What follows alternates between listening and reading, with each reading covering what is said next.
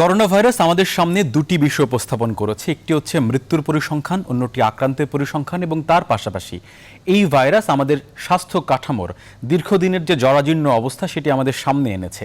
আমরা একদিকে দেখতে পাচ্ছি যে রাষ্ট্রের পক্ষ থেকে এই কোভিড নিয়ন্ত্রণ করার জন্য অনেকগুলো উদ্যোগ আছে কার্যকর, এবং সেই উদ্যোগগুলো বাস্তবায়ন করতে গিয়ে আসলে স্বাস্থ্য কাঠামোর উপরে ভয়াবহ চাপ পড়েছে।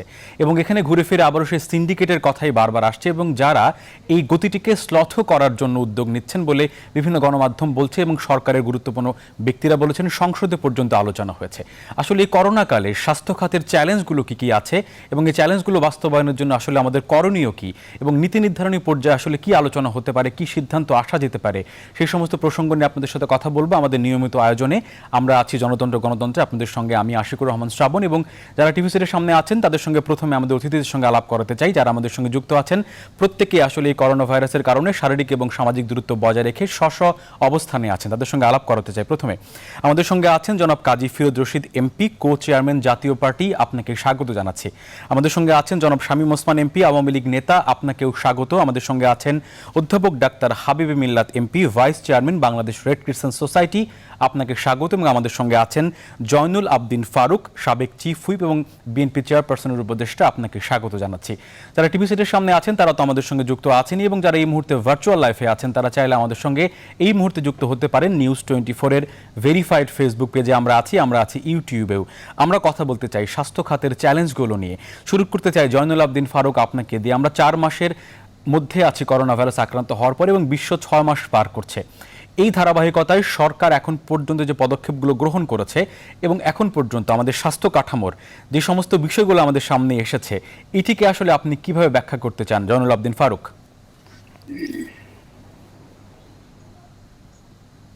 News24 আপনাকে অনেক ধন্যবাদ। আজকে এই আলোচনা সভা উপস্থিত আমার অত্যন্ত প্রিয় ভাজন কাজী ফিরোজ রশিদ চৌধুরী, শামীম ওসমান, হাবিব মিল্লাত, যারা উপস্থিত আছেন সবাইকে শ্রাবণ আপনার মাধ্যমে আন্তরিক অভিনন্দন ও শুভেচ্ছা জানাচ্ছি, এবং আল্লাহ পাকের কাছে দোয়া করি সবাই যেন সুস্থ থাকেন, এবং যারা ইতিমধ্যে সারা বিশ্ব সহ বাংলাদেশে যারা অসুস্থ আছেন তাদের জন্য দোয়া করি যেন সবাই সুস্থ ওঠে। একটু আগে আমাদের একজন সাংস্কৃতিক শিল্পী খুরশেদ পরজগতে চলে গিয়েছেন, আমরা আন্তরিকভাবে দুঃখ প্রকাশ করছি এবং তার শোকসপ্ত পরিবারের নিকট সমবেদনা জানাচ্ছি। সাথে সাথে আজকে 14,245 জনকে টেস্ট করা হয়েছে করোনায়, তার মধ্যে 3,201 জন শনাক্ত হয়েছেন। আজকে মৃত্যুর সংখ্যা আমি যতটুকু টেলিভিশনে দেখেছি 44, এবং প্রায় 76,000 মতো সুস্থ ইতিমধ্যে হয়েছেন। ইতিমধ্যে প্রায় অনেকগুলো লোক সুস্থ হয়ে গেছেন। এই জন্য আমি আন্তরিকভাবে দোয়া করি আল্লাহর কাছে বাকি এগুলো যেন সুস্থ হয়ে আমরা আমাদের এই সেই স্বাভাবিক জীবনে আবার ফেরত যেতে পারি। প্রথমে আমি একটা উদাহরণ দিয়ে শুরু করতে যাই। যেহেতু জাতীয় সংসদ চলছিল, বাজেট অধিবেশন, বাজেট পাস হয়ে গিয়েছে 30 তারিখে, সেখানে শামীম ওসমান সাহেবরা এবং কাজী ফিরোজ রশিদ মিল্লাত ভাই সহ তারা সবাই মনে হয় উপস্থিত ছিলেন। যেগুলো বাধ্যবাধকতা ছিল না, সামাজিক দূরত্ব বজায় রেখে পার্লামেন্ট অধিবেশন রেখেছে সাংবিধানিক মোতাবেক। সেখানে আমি দেখেছি আমাদের জাতীয় সংসদে আজকাল যারা বিরোধী দল হিসেবে দায়িত্ব পালন করছেন, সেখানে একজন মাননীয় জাতীয় পার্টির সদস্য চিৎকার দিয়ে বলতে শুনছি আমি এটা মিডিয়ার মাধ্যমে, যে আপনার স্বাস্থ্যমন্ত্রী সিন্ধুকেই থাকেন, আপনি সিন্ধুক থেকে বের হবেন না। Dhaka medical college, Chattogram medical college, অন্যান্য হাসপাতালগুলো দয়া করে পরিদর্শন না করাই আপনার ভালো, করারও কোনো প্রয়োজনীয়তা নাই। এই কথাটা বলার অর্থ এই ছিল, আমি যতটুকু ক্ষুদ্র একজন রাজনৈতিক কর্মী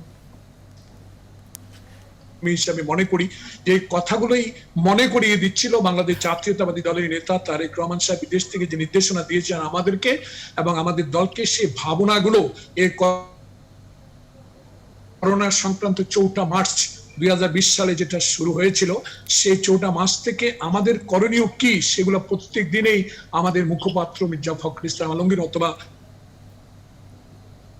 রিজভী আহমদ সাহেব প্রত্যেক দিনে বলে যাচ্ছেন সেই আমাদের ভাবনাগুলো এবং সরকারের সাথে সহযোগিতা করার কথাগুলো আমরা বারবার বলে আসছিলাম। সেই কারণে আমি মনে করি যে বিরোধী দলের যে সদস্য যে সিন্ধুকের কথাটা বলেছেন, সে কথাটা মনে করি তার অর্থ হলো এই কারণে যে যে অবস্থা আজকে এই মুহূর্ত পর্যন্ত, যেটা আমরা জানি ৪৬ জন মানুষ ইতিমধ্যেই আজকে ইন্তেকাল করেছে। আর একটা উদাহরণ দিতে পারি, আমি যেহেতু নোয়াখালী আমার জন্মস্থান, নোয়াখালীর সদর যিনি হেডকোয়ার্টারে এমপি আকরাম চৌধুরী সাহেব, অত্যন্ত ওনার বাবার সাথেও আমরা রাজনীতি করেছি, একই দল তখন করতাম। ওনার বাবা একজন বিখ্যাত প্রসিদ্ধ ব্যবসায়ী ছিলেন। উনি ইতিমধ্যে কতগুলো কথা আমি ওনার ফেসবুকের মাধ্যমে লাইভে শুনেছি, যে উনিও বলেছেন যে করোনা বিষয়ে সরকার যতগুলো কাজ করছেন সেগুলো সঠিকভাবে হচ্ছে না। না, উনি কিন্তু এই কথাটি বলেননি। উনি বলার চেষ্টা করেছেন যে সরকারের উদ্যোগগুলো যিনি নিয়েছেন, উদ্যোগগুলো বাস্তবায়ন করতে গিয়ে আসলে সিন্ডিকেটের প্রসঙ্গ তিনি বলেছেন, এবং তিনি বলেছেন যে আসলে উদ্যোগটি এই সিন্ডিকেট মাঝে মধ্যে এই সিন্ডিকেটটি মাঝে মধ্যে আসলে ব্যাপারটা আটকে দেওয়ার চেষ্টা করছে। আপনি শ্রাবণ, আপনি অত্যন্ত আপনার স্নেহের লোক, আপনার সাথে আমি আরো টক শো, জি আপনাকে আমরা শুনতে পাচ্ছি। সময় আছে, অনেকে বলবে, আমি বেশি বলবো না। আমি এই মুহূর্তে কারোর সমালোচনা করতে আমি চাই না। এই মুহূর্তে আমি সরকারকে সহযোগিতা করতে চাই মানুষ বাঁচাবার জন্য। এই মুহূর্তে আমি সরকারের সব পদক্ষেপকে সমর্থন জানাবো। যদি সরকার ভুল করে সেটা আঙ্গুল দিয়ে আমি দেখিয়ে দিব। সেই কারণে আমি মনে করি যে আজকে তমা কনস্ট্রাকশন, এই ভদ্রলোক নির্বাচনী এলাকার বাড়ি, এবং উনি অত্যন্ত বিরাট প্রসিদ্ধ বিখ্যাত লোক। উনি বলেছেন মার্কস 96 আমদানি করার জন্য উনি দায়িত্ব পেয়েছেন। সে মার্কস কি করে লুট হলো বিমানবন্দরে, বিমান এবং কাস্টম, এটা একটা উদাহরণ। এই জন্য আমি মনে করি যে শ্রাবণ, আমি যে কথাগুলো বলবো, আমি অক্ষরে অক্ষরে মিডিয়ার এবং অনলাইন পত্রপত্রিকার কথাগুলো বলবো। সেখানে বাংলাদেশ জাতীয়তাবাদী দলের কথাগুলো এই জন্য আমি শ্রাবণ বলতে চেয়েছিলাম যে আমরা যে কথাগুলো বলছি, আমরা সরকারের গণতান্ত্রিকের যে নিষ্পেষিত, আমরা যে জেলে মামলা, এই কথাগুলো আমরা কিন্তু 4 মাস বলি নাই। আমরা শুধু বলছি যে আমরা ঠিক এই প্রসঙ্গে আসছি। আমি আপনার প্রারম্ভিক বক্তব্য মোটামুটি বুঝতে চেষ্টা করেছি। আমরা এই প্রসঙ্গ নিয়ে আসলে বাকিদের সাথে কথা বলতে হবে। আপনি নিজেও জানেন যে আসলে আমাদের সময়ের হাতে বাধা পড়তে হয়। আমরা শামীম ওসমানের কাছে আসতে চাই।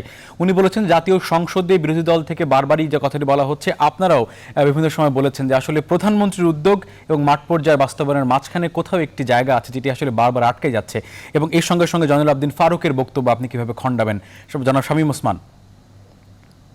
আপনাকে ধন্যবাদ আমাকে সুযোগ দেওয়ার জন্য। বিশেষ করে এখানে যেহেতু আমাদের অত্যন্ত শ্রদ্ধাভাজন কাজী ফিরোজ সাহেব আছেন, মানে আমি যখন জন্ম নিয়েছি তখন উনি জেল খাটা শুরু করেছেন।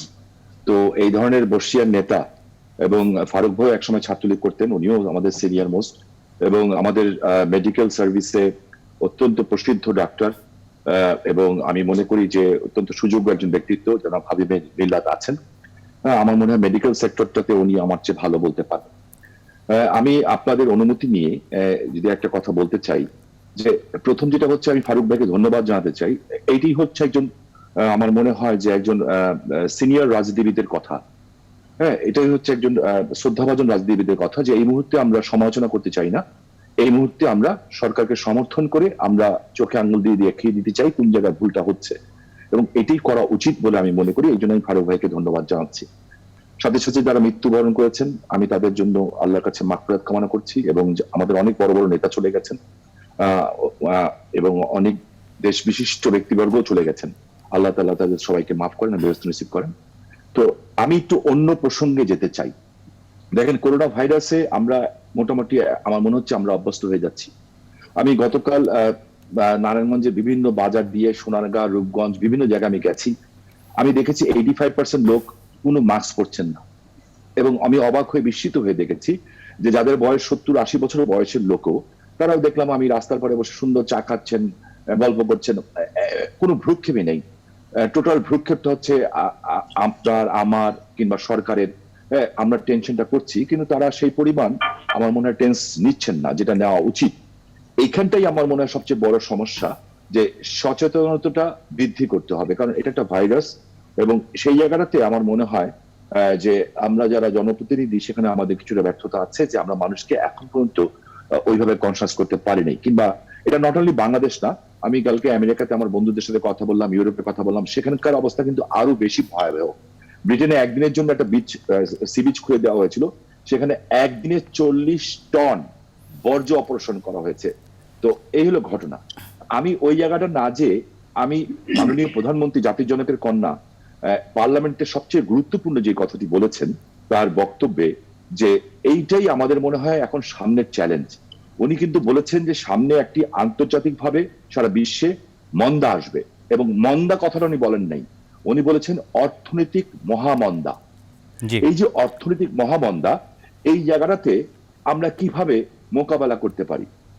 আমি মনে করি ব্যক্তিগতভাবে, এটা আমার ব্যক্তিগত ধারণা একদম, আমার বড় ভাইরা আছেন এখানে, আমার ছোট ভাই মিলাদ ভাইও আছেন, এবং সবাই আমার চেয়ে জ্ঞান বেশি রাখেন, এবং আপনিও আছেন। দর্শকদের উদ্দেশ্যে আমি একটা কথা বলতে চাই। আমি মনে করি পৃথিবীতে সর্বকালের সর্বশ্রেষ্ঠ বৈজ্ঞানিক গ্রন্থ হচ্ছে কোরআন। এটা আমি একজন ইসলাম ধর্মের অনুসারী হিসেবে বিশ্বাস করি। সেখানে আমি একটা প্রস্তাবনা সেদিন একটা টেলিভিশন চ্যানেলে বলেছি, আপনার মাধ্যমে বলতে চাই যে, যেহেতু আমি জানি আগামীকাল আমি নাও বাঁচতে পারি, সেই কারণে আমি মনে করি এই বিষয়টা আমাদের তুলে ধরা উচিত, যে সামনের এই মন্দাটাকে মোকাবেলা করার জন্য। দেখেন, আমাদের দেশে 90% উপরে লোক আমরা মুসলমান, এবং আমার একটা দৃঢ় বিশ্বাস যে এই দেশের 1 কোটি মানুষ মিনিমাম জাকাত দেন, এবং সেই জাকাতের পরিমাণ আমার মনে হয় ইন এভারেজে আমি বলছি 5 লাখ টাকার নিচে না, কমও হতে পারে, বেশিও হতে পারে।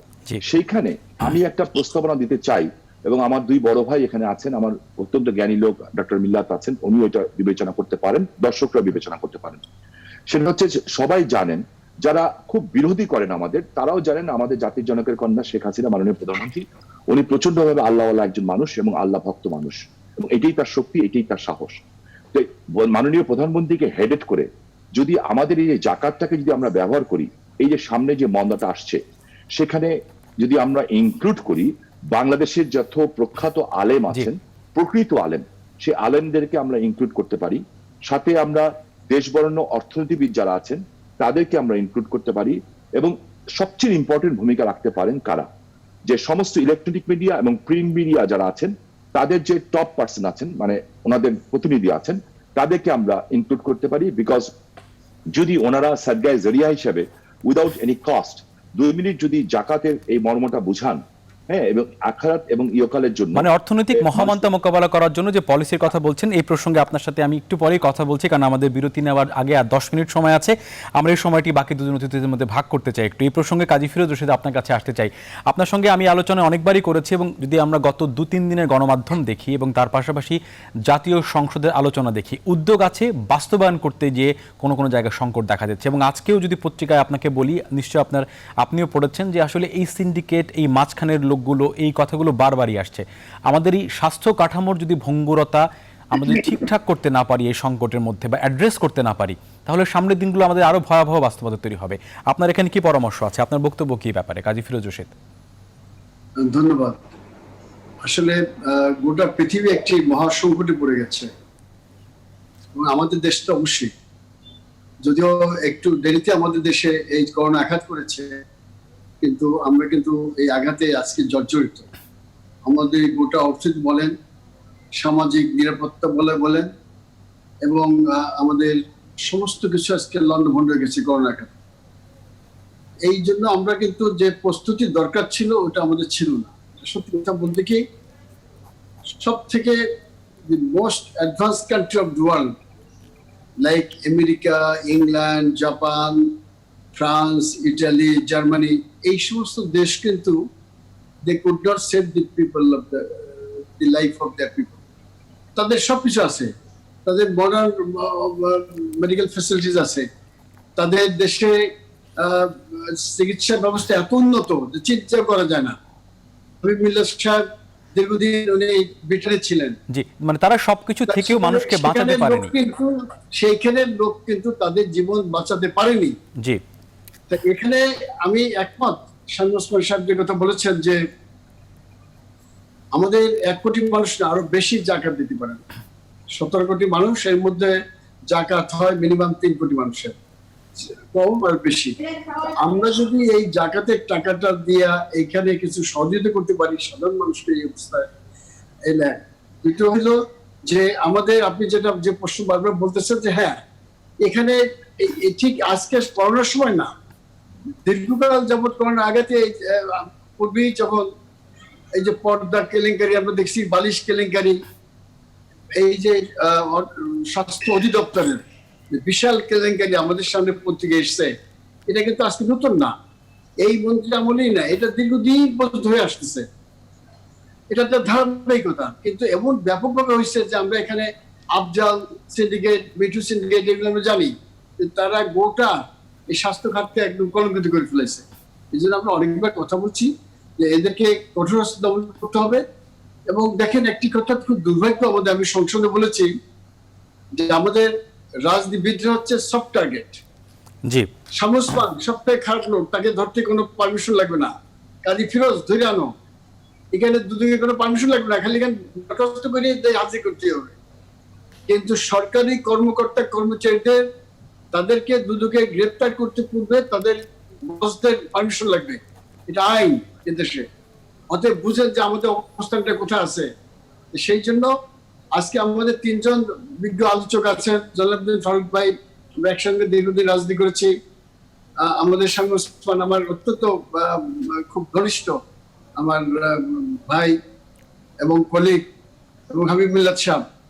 আমরা আজকে কি দেখতে চাই? আমরা চাই যে আমাদের দেশের মানুষকে একমাত্র আল্লাহ রাব্বুল আলামিন থেকে বাঁচাতে পারবে। শুনুন, যেটা দেখছেন এটা এই কথা, আপনি কোন মেডিকেল সায়েন্স, পৃথিবীর সমস্ত উন্নত দেশ, ফ্রান্স, আমেরিকা, জার্মানি, এটা তো অনেক উন্নত, ইংল্যান্ড, তারা কি তাদের মানুষকে বাঁচানোর চেষ্টা করবে না? তারা চেষ্টা করে পারে নাই কেন? হাজারে হাজারে, আমেরিকায় 1,31,000 মারা গেছে। তা এখন কি হচ্ছে? আমাদের এই যে নারায়ণগঞ্জের চেহারা না, মুন্সিগঞ্জের চেহারা নাই, গোপালগঞ্জের চেহারা, সারা বাংলাদেশের চেহারা মোটামুটি এখন একই রকম, যে আসলে কিছু মানুষ আইন মানছে আর বেশিরভাগ মানুষ আইন মানছে না। আপনার কাছে এই প্রসঙ্গ নিয়ে আসছে একটু পরে। আমরা আসলে ডাক্তার হাবিব মিল্লাত আপনার কাছে আসতে চাই। আপনি সরাসরি চিকিৎসক এবং আসলে এই পেশার সঙ্গে যুক্ত আছেন দীর্ঘদিন ধরে। আপনার কাছে আমার দুটি প্রশ্ন আছে। সেটি হচ্ছে যে আমরা আজকেও এই বাস্তবতায় দাঁড়িয়ে যদি কিট সংকটের কথা শুনি, যখন আমাদের বলা হচ্ছে যে আসলে আমরা এখনো পিক কোথায় জানি না, অনেকে বলছেন জুন মাসে পিকটি পার করেছে, এটি একটি জায়গা এখন পর্যন্ত পিসিআর ল্যাব স্থাপন করতে গিয়ে মন্ত্রণালয়ের সঙ্গে চিঠি চালাচালি, শেষ পর্যন্ত সেটি আটকে যায়, বারবার ঘুরে ফিরে একই ব্যক্তিগুলোর নামই আসে। এইগুলো উদ্যোগ বাস্তবায়নের ক্ষেত্রে প্রতিবন্ধক কিনা, মানুষের মৃত্যুর জন্য দায়ী হচ্ছে কিনা? হাবিব মিল্লাত।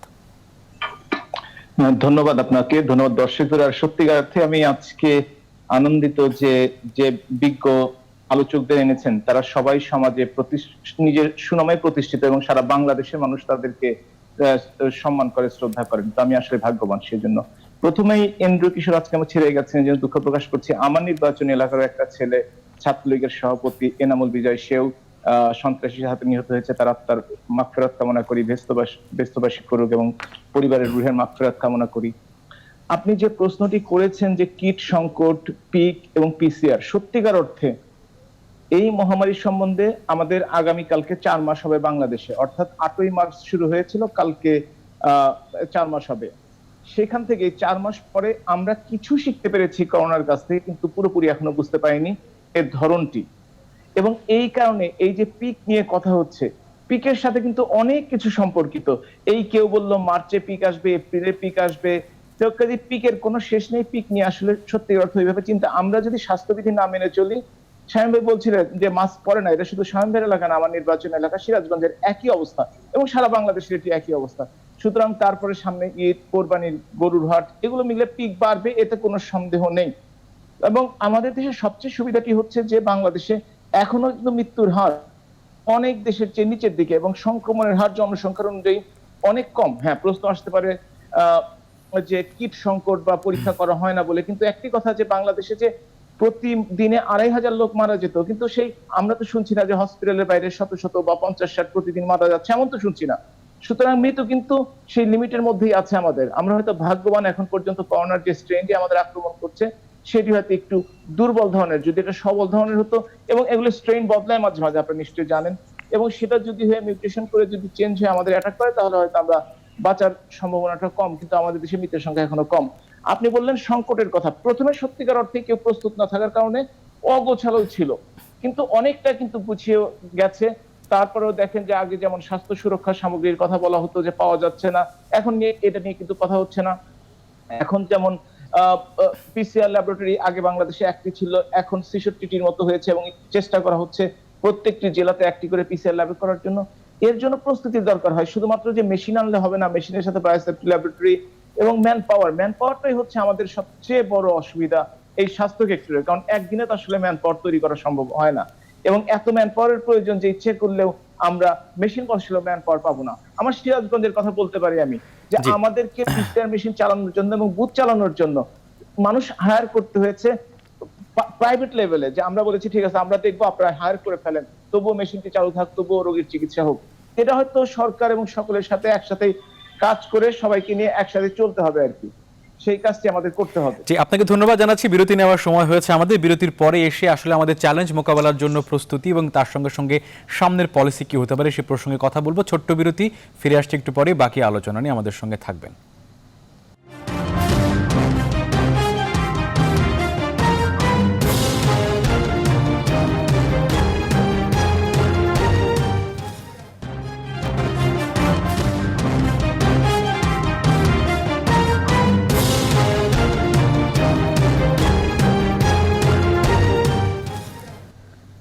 দর্শক, আবারও স্বাগত। আপনারা দেখছেন জনতন্ত্র গণতন্ত্র। আমরা কথা বলছি স্বাস্থ্য সেবার চ্যালেঞ্জগুলো নিয়ে। আমাদের সঙ্গে যুক্ত আছেন চারজন, আপনারা আগেই জেনেছেন, তাদের সঙ্গে আপনাদের টিভি পর্দায় দেখা হচ্ছে নিশ্চয়ই। আমরা একটু কথা বলতে চাই এই প্রসঙ্গে জয়নুল আবদিন ফারুকের সাথে। আপনি আপনার বক্তব্যে বলেছিলেন যে আসলে এই মুহূর্তটি সমালোচনার নয়, সরকার এবং সব পক্ষ একসাথে মিলে এই সংকট মোকাবেলায় কাজ করার জন্য। সেটি আসলে কতটুকু বাস্তবায়ন হচ্ছে মাঠ পর্যায়ে, সেটি আপনার কাছে একটি প্রশ্ন।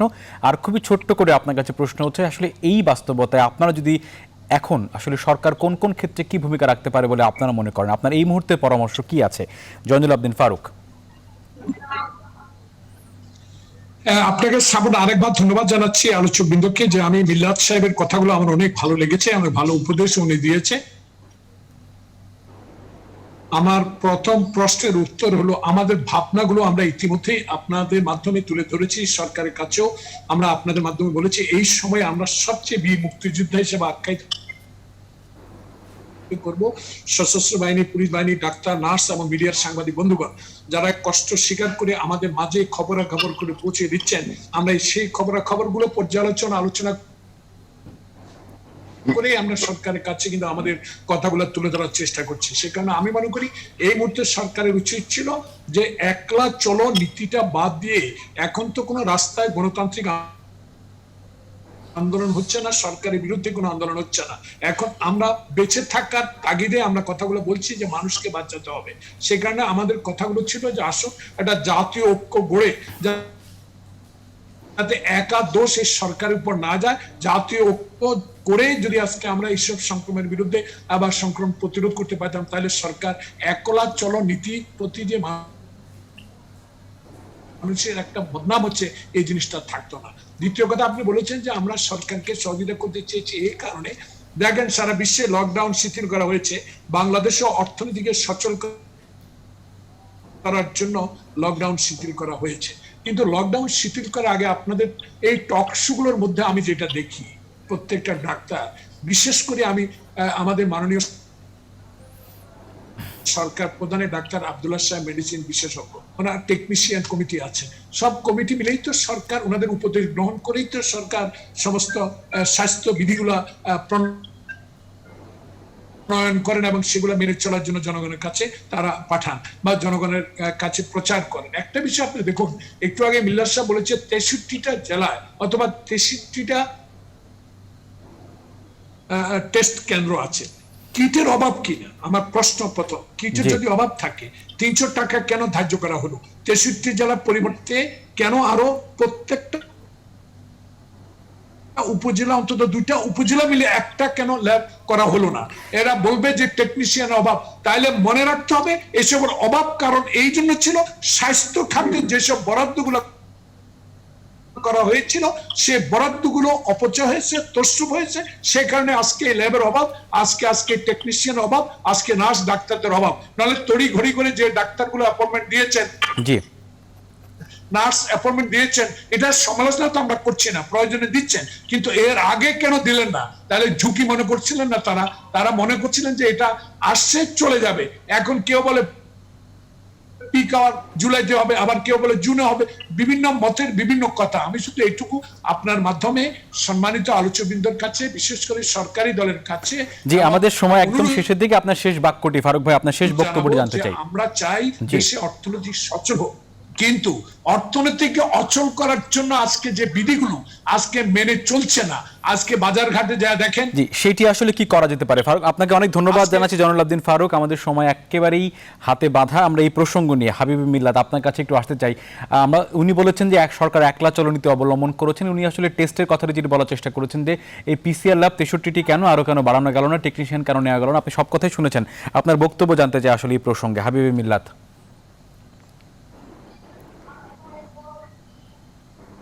ধন্যবাদ। আপনারা কিন্তু এর আগে কিন্তু আমি কথাগুলো বলেছিলাম আসলে যে আমরা এই দেশে একটি মাত্র পিসিআর ল্যাব চালু করা হয়েছে, অতি দ্রুত 60 পিসিআর ল্যাব চালু করা হয়েছে। এই জন্যই 100 থেকে কিন্তু লাফিয়ে 18,000 19,000 উঠে গেছে টেস্টের সংখ্যা।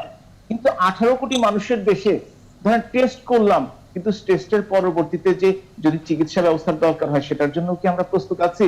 এটা যে শুধু আমাদের সরকার যেভাবে চালাচ্ছে সেটা না, বাংলাদেশের স্বাধীনতা পরবর্তীকালে 50 বছরের যদি ইতিহাস দেখে থাকেন, এর চেয়ে ভালোভাবে কিন্তু স্বাস্থ্য ব্যবস্থা কোনোদিনও চলে নাই।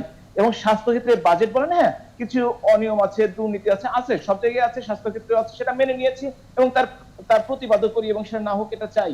কিন্তু তারপরও দেখেন বাংলাদেশে কিন্তু এখনো সত্যিকার অর্থে আমাদের কিন্তু এখনো করোনা হিসেবে আমরা কিন্তু ততটা, যদিও কিছু শিক্ষিত জনগোষ্ঠীর মতো আতঙ্ক আছে, কিন্তু গ্রামগঞ্জ জনগোষ্ঠী কিন্তু আতঙ্ক তেমন কিছু নাই, তারা কিন্তু করোনা বুঝতেই চাচ্ছে না। আর দ্বিতীয়টি হচ্ছে যে এটা কিন্তু সরকারের একার দায়িত্ব না। বিএনপি দাবি করে তারা একটি বড় দল, তাদেরকেও কিন্তু আজকাল কোনো অ্যাক্টিভিটি দেখি নাই যার মাধ্যমে করোনা রোগীদের ওই কিছু খাবার, কিছু টিভি ছাড়া যে এলাকায় যে জনগণকে সংগঠিত করে দেখি, সাথে সাথে কিটের অভাবের 300 টাকার কথা বলা হয়েছে। আসলে 300 টাকা নয়, এটা 200 টাকা করা হয়েছে শুধুমাত্র অপচয় রোধ করার জন্য। একটা টেস্ট করতে সরকারি হিসেবে দেখা গেছে 7 থেকে 7,500 টাকা খরচ হয়, কিন্তু এই টাকাটা করার জন্য যারা ওই বিনা কারণে বিভিন্ন সময় সিমটম ছাড়াই বিভিন্ন সময় যে টেস্ট করতেন, যেহেতু আমরা অবশ্যই অপ্রতুল, কোনো সন্দেহ নেই 18 কোটি দেশের মানুষে যে পরিমাণ দরকার তাতে কোনো সন্দেহ নাই, কিন্তু তারপরেও যেভাবে সরকার চাচ্ছেন, মাননীয় প্রধানমন্ত্রী যেভাবে দিক নির্দেশনা দিচ্ছেন, তাতে ইনশাল্লাহ আমরা মনে করি এবং জনগণ যদি স্বাস্থ্যবিধি মেনে চলে তাহলে আমরা মনে করো এই করোনা থেকে উত্তরণ পাওয়া আপনার কাছে সম্ভব। আমার আরেকটি খুবই ছোট্ট প্রশ্ন আছে আমাদের সঙ্গে ডাক্তার হাবিব, আপনার কাছে আরেকটা ছোট্ট প্রশ্ন আছে আমার, খুবই অল্প সময় উত্তর চাই। এই সংকটের মধ্যে আমরা দেখতে পাচ্ছি আসলে হাসপাতালে জিম্মি করে টাকা আদায় করা হচ্ছে, অনেক হাসপাতাল কোভিড হাসপাতালে রূপান্তরিত হয়েছে, কিন্তু অনিয়ম এবং অব্যবস্থাপনা আছে। আজকে সন্ধ্যায় আপনি নিশ্চয়ই জানেন যে রিজেন্ট হাসপাতালে অভিযান পরিচালনা করেছে র্যাব। আসলে এই সংকটের মধ্যে এই মানুষগুলোকে আপনারা দেখতে চান কিনা, খুব ছোট্ট করে এক বাক্যে? আপনাকে খুব 1 মিনিটে শেষ করবো। আমরা সাধারণ অবস্থায় আউট অফ পকেট এক্সপেন্ডিচার 67%, তার মানে 67% স্বাস্থ্যসেবা আমরা ক্রয় করে থাকি প্রাইভেট লেভেলে, 33% সরকার দেয়। কোভিডের সময় সম্পূর্ণ পরিবর্তন হয়ে গেছে। কোভিডের সময় কিন্তু 90 থেকে 95% স্বাস্থ্যসেবা দিচ্ছে সরকার, আর 5-7% স্বাস্থ্যসেবা দিচ্ছে প্রাইভেট সেক্টরগুলো। এবং এই প্রাইভেট সেক্টর সমূহ যত অনিয়মের কথা শুনেন, যত কিছু শুনেন, এই কিন্তু এইটুকুর মধ্যে সরকারিতে কিন্তু এখন পর্যন্ত কোনো অনিয়মের কথা শুনেননি। জি, আপনাকে ধন্যবাদ জানাচ্ছি। আপনি আপনার উত্তর পেয়েছি আশা করছি। আসলে এই প্রসঙ্গে আমরা একটু কাজী ফিরোজ রশিদ আপনার কাছে আসতে চাই, যে সেটা হচ্ছে যে আমরা জানি যে উদ্যোগ আছে, কিন্তু যারা আসলে এর মধ্যে অনিয়ম করার চেষ্টা করছেন তাদেরকে নিয়ন্ত্রণ করার জন্য আসলে কোন কোন পলিসি নেওয়া দরকার? আমরা দেখেছি এরই মধ্যেই অক্সিজেনের জন্য জিম্মি করা হয়েছে, দাম বাড়ানো হয়েছে, হাসপাতালে গিয়ে চিকিৎসক এবং রোগীরা সেবা পাচ্ছেন না। এইগুলো কিন্তু আমাদেরকে দুঃখ দেয়, ভাবায়, আপনাদেরকেও ভাবায়। আপনার আসলে এক্ষেত্রে কি পরামর্শ আছে এই প্রসঙ্গে? দেখেন, দেশের 80% রোগী কিন্তু প্রাইভেট হাসপাতালে চিকিৎসা নেয়, জি 20% সরকারি হাসপাতাল। এই দেশে প্রাইভেট হাসপাতালগুলো 5 স্টার হোটেলের মধ্যে করছে, এবং আপনারা লক্ষ্য করেছেন যে এক একটি হাসপাতাল এত বড়, এত বৃহৎ এবং এত পয়সা খরচ করছে। এই দেশের লোক দিয়ে আমাদের কিন্তু বিদেশ থেকে কোনো রোগী আসে না, ভারত থেকে আসে না, থাইল্যান্ড থেকে আসে না, সিঙ্গাপুর থেকে আসে না, কেউ আসেন না। আমাদের এই দেশের এই মানুষের গরিবের টাকায় কিন্তু এই হাসপাতালগুলো এত বড় হয়েছে। কিন্তু যখন আমাদের সব থেকে বেশি দুর্দিন, আমাদের সব থেকে প্রয়োজনের মুহূর্তে প্রাইভেট হাসপাতালগুলো তাদের তালা লাগিয়ে দিল, শুধু সরকারি হাসপাতালগুলো আমাদের ভরসা করতে রাখতে হইল। এই 17 কোটি মানুষের দেশের সরকারি হাসপাতাল, সেখানে ডাক্তারের অবস্থা, নার্সের অবস্থা কি হতে পারে? যারা ফ্রন্টলাইনে কাজ করছে তাদের জীবনের ঝুঁকি নিয়ে, সাংবাদিক, পুলিশ, আমাদের সেনাবাহিনী, তারা জীবনের ঝুঁকি নিয়ে কাজ করতেছে। কিন্তু প্রাইভেট হাসপাতালগুলো 1.5 মাস পর্যন্ত হাসপাতাল বন্ধ রাখলো, 1.5 মাস পরে তারা খুললো। যাদের হাসপাতালে 300 সিট আছে তারা 20টা সিট রাখলো এই করোনা ভাইরাসের জন্য, যেহেতু গভর্নমেন্ট বলছে। এবং তাও দেখেন ইউনাইটেড হাসপাতাল মতো একটা হাসপাতালে বাইরে টিন শেড দিয়া 5 জন রুগী রাখলো, তাও আগুন করে মারা গেল। তাদের কিন্তু সেন্ট্রাল এয়ার কুলার আছে, অত্যাধুনিক হাসপাতাল, সেখানে কিন্তু করোনা রুগীদের ঢুকতে দেয় নাই, জি আউটসাইডে শেড রাখছিল। এই জন্য এরকম একটা অবস্থা হয়ে গেল। আমাদের প্রাইভেট হাসপাতাল গুলো প্রথম থেকে যদি সরকার, আমাদের আর্টিকেল 143-তে কি আছে, আমাদের আর্টিকেল 7-এ আছে এই দেশের মালিক হচ্ছে জনগণ, জনগণ হচ্ছে রাষ্ট্রের মালিক। আর এই জনগণকে বাঁচানোর জন্য, তাদের রক্ষা করার জন্য আর্টিকেল 43 যদি আমরা ব্যবহার করতাম, যে রাষ্ট্র সমস্ত সম্পদ সরকার যে কোনো মুহূর্তে জনগণের স্বার্থে ব্যবহার করতে পারবে। আমাদের সময় শেষের দিকে, একেবারে শেষের দিকে। এইটা নেওয়া উচিত ছিল। এইটা নিলে কিন্তু আমরা সমস্ত রোগী কোভিড নন কোভিড দুটো সেকশন জি আমরা ব্যবস্থা গ্রহণ করতে পারতাম। আপনাকে অনেক ধন্যবাদ জানাচ্ছি আপনার এই পরামর্শের জন্য। আমাদের সময় আর মাত্র 3 মিনিট বাকি আছে। আমরা এই প্রসঙ্গে আসলে জনাব শামীম ওসমান আপনার কাছে আসতে চাই। আসলে আপনার কি বক্তব্য আছে এই সমস্ত প্রসঙ্গের সঙ্গে মিলিয়ে? শামীম ওসমান। আমি আসলে একটা অন্য প্রসঙ্গে কথা বলছিলাম, আমি এটা শেষ করতে পারিনি। জি ঠিক আছে, ওনারা বরেণ্য ব্যক্তি, ওনারা সব বলেছেন। আমি যেটা বলতে চাচ্ছিলাম যে জাকাত ফান্ডের ব্যাপারে, দেখেন আমি একটা জিনিস পরিষ্কারভাবে বলতে চাই, করোনা আজকে আছে কালকে চলে যাবে এক সময়, ঠিক আছে, কিন্তু অর্থনীতির যে ধাক্কা আসবে সেই ধাক্কা সামাল দেওয়াটা হচ্ছে সবচেয়ে বড় প্রশ্ন আমি মনে করি সারা বিশ্বে। বাংলাদেশ বিশ্বের বাইরে কিছু দেশ না, এবং আমাদের দেশের ঘনবসতিপূর্ণ একটা দেশ। আমি যেটা বলছিলাম যে দেশ পূর্ণ অর্থনীতিবিদ জাকাত কমিটি করে নেওয়ার জন্য যদি 1 কোটি লোক 5 লাখ টাকা করে দেন, আমার বড় ভাই ফিরোজ ভাই বলেছেন যে 3 কোটি লোক দেয়, আমি 1 কোটি ধরলাম, তাহলে এটার পরিমাণ দাঁড়ায় 5 লক্ষ কোটি টাকা। আপনি যদি ডলারে কনভার্ট করেন আজকের রেটে, তাহলে এটা হয় 5,800,71,50,000 dollar. It's not a matter of jokes. ঠিক আছে, এখন বিষয় হচ্ছে ইলেকট্রনিক মিডিয়াকে আমি বললাম এই কারণে তারা প্রচার করবেন, বড় বড় কর্পোরেট হাউস এবং শিল্পপতিদের নিতে হবে, বিকজ তারা ব্যবসাটাকে পরিচালনা করবেন। দেশপ্রেমিক প্রতিরক্ষা বাহিনীকে এটার সাথে ইনভলভ করতে হবে, এটা আমার একটা প্রপোজাল। আচ্ছা, সর্বজন শ্রদ্ধেয় ব্যক্তিত্ব এবং সকল দলের রাজনীতিবিদ, সকল দল বললাম কিন্তু আমি পরিষ্কারভাবে, এটার মধ্যে তাদেরকে ইনক্লুড করা প্রয়োজন আছে বলে আমি মনে করি, এবং প্রকল্প বাস্তবায়নের কর্তৃপক্ষ। এখন উদ্দেশ্যটা কি হবে? এটার উদ্দেশ্যটা হচ্ছে যে মানুষকে আত্মনির্ভরশীল হিসাবে গড়ে তোলা। আপনার টোটাল বাজেট কিন্তু 5 লক্ষ, আপনি একদিনে রাতারাতি এটা হয়ে যাবে না। বাট আমি যেটা বিশ্বাস করি, যদি এই সবাই মিলে, এবং বিশেষ করে জাতির পিতার কন্যার প্রতি মানুষের একটা আস্থা আছে, আমার প্রতি নেই কিন্তু ওনার প্রতি আছে, ওনার নেতৃত্বে যদি সব দল মত সবাইকে নিয়েই, যদি মিডিয়া সবাইকে নিয়েই যদি এই কাজটি করা হয়, তাহলে মানুষকে আত্মশীল হিসেবে গড়ে তোলা, এটা হলো আমাদের ফার্স্ট টার্গেট। ফার্স্ট প্রায়োরিটি কি হবে? ভূমিহীন এবং কর্মহীন। এই যে ভূমিহীন এবং কর্মহীন, তাদের যদি বাসস্থান এবং কর্মস্থান একদম বাংলাদেশে টেকনাফ থেকে তেঁতুলিয়া পর্যন্ত যদি এখানে করা যায়, সেখানে মানুষ কিন্তু কর্ম পাবে। দ্বিতীয়টা হচ্ছে সেকেন্ড প্রায়োরিটি কে পাবে? যে শুধু কর্মহীন, তার কর্মের মানে জোগাড় করা এবং সেই ধরনের ইন্ডাস্ট্রি বেল্ট তৈরি করে নেওয়া। তৃতীয় কে হচ্ছে নিম্ন বুদ্ধিবিত্ত যারা আছেন, নিম্নবিত্ত, এরা পাবেন। চতুর্থ হচ্ছে বেকার যুবক, তাকে সুদমুক্ত ঋণ দান করেন, অর্থাৎ যেভাবে জাকাত দেওয়া যায়, এবং যে সকল প্রতিষ্ঠানে জাকাত দেওয়া যায়।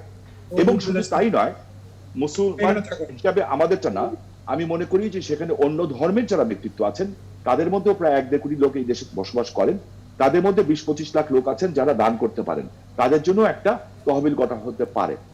এইটা হলো আমার এই প্রস্তাবটা। এই কারণে আজকে হয়তো 5 লক্ষ কোটি টাকা আপনি প্রথম বছরই পাবেন না, হয়তো 1 লক্ষ কোটি টাকা পাবেন। মানুষ যদি এটাকে অ্যাকাউন্টেবিলিটি থাকে, এবং মানুষ যদি দেখে যে হ্যাঁ এই টাকাটা দিয়ে 50 তলা বিল্ডিং হচ্ছে, ওইখানে মানুষকে বাসস্থানের ব্যবস্থা করা হচ্ছে, সেই সেক্টরে গার্মেন্টস সেক্টর হোক, চামড়া শিল্প হোক, আইটি সেক্টর হোক, কৃষি শিল্প হোক, এগুলি গড়ে তোলা হচ্ছে, মানুষ কিন্তু জাকাতটাকে প্রোভাইড করবে।